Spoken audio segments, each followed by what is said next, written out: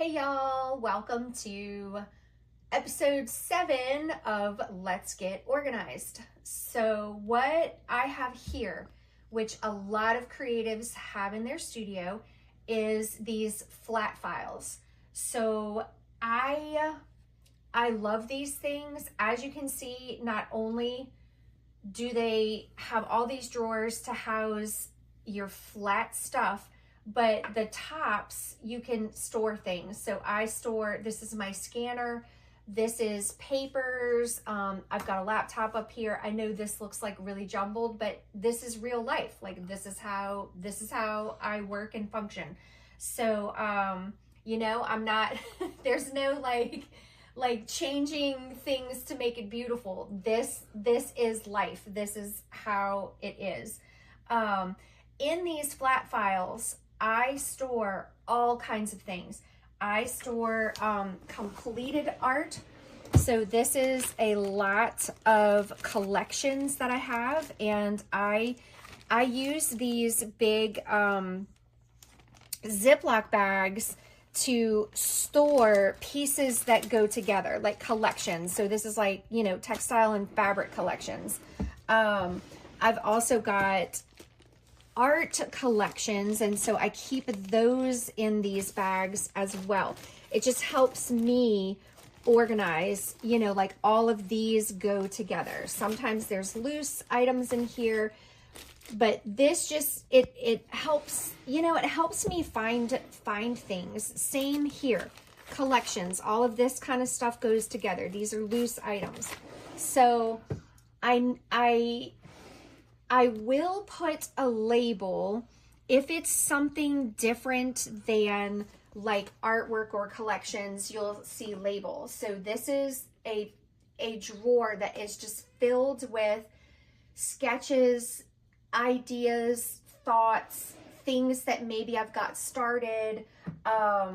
Let's move over to this side. So in this side, I do mono printing close to this area. So the top 3 drawers are filled with paper for mono printing.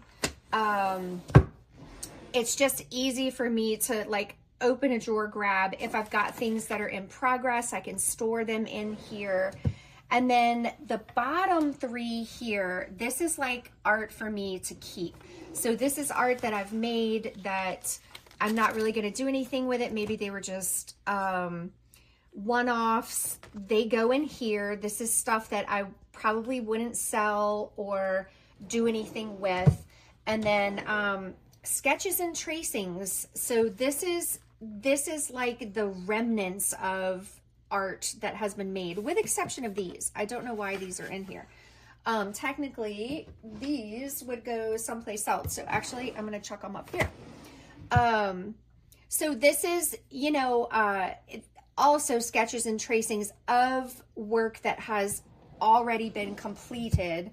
And then this down here, this is also sketches organized. I get these, in addition to like the Ziploc bags, I like to do these big envelopes and store an entire project in that envelope, with exception of the completed art.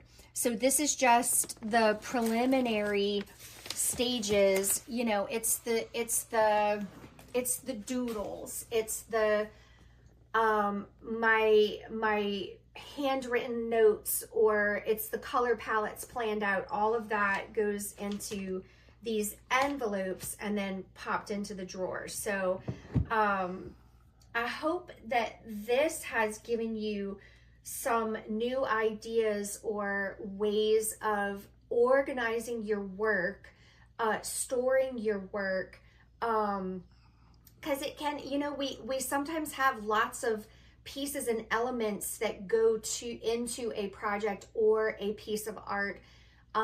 Some people may throw that out. I don't throw that out. Occasionally, I will revisit an idea, and I want to go back to those original sketches or those original, what do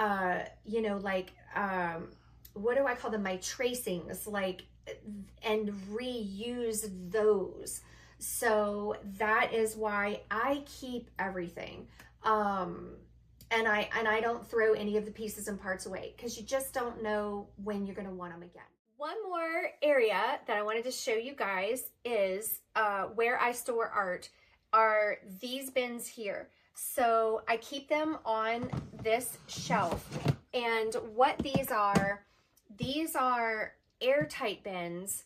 A lot of times what goes into these, it's various things that go into these. This is definitely work that has the potential to be sold or scanned in and used digitally. For example, this bin is filled with seascapes. So anytime I paint a seascape, they get chucked into this bin. And so I know all my seascapes are in here that are either ready to be sold or ready to have something done with them.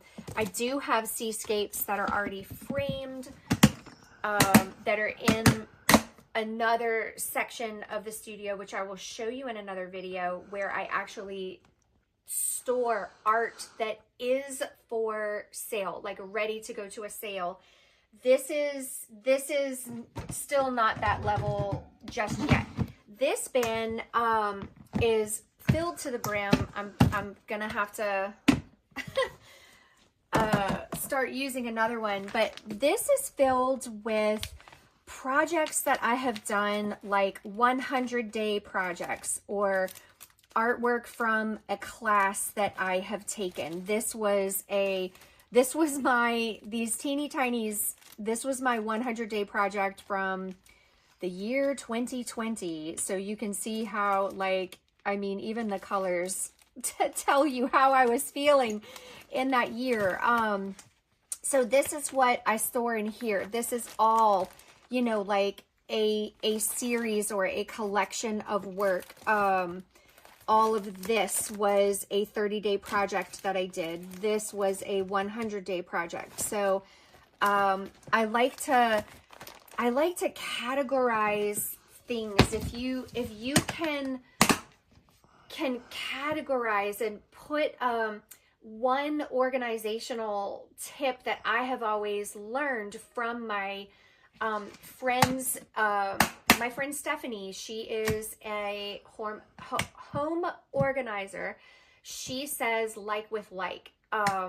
So even with your art, think storing your store collections together, or like with like. So these bins are great. They are airtight. So another thing, I know, I think I told y'all this before with the soap and the paper.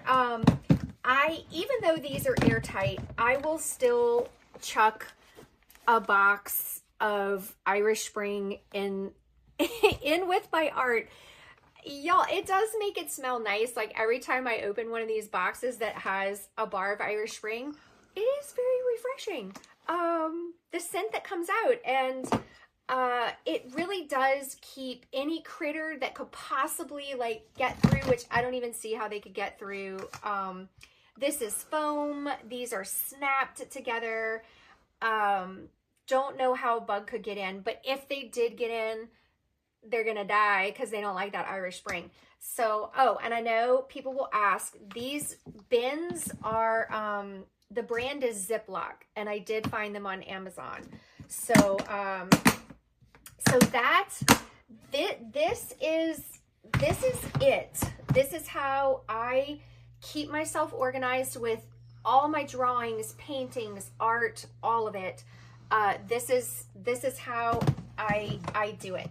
So I hope this has inspired you to organize your work, get yourself together so that when you need something, you know where to go to find it. So happy organizing, y'all.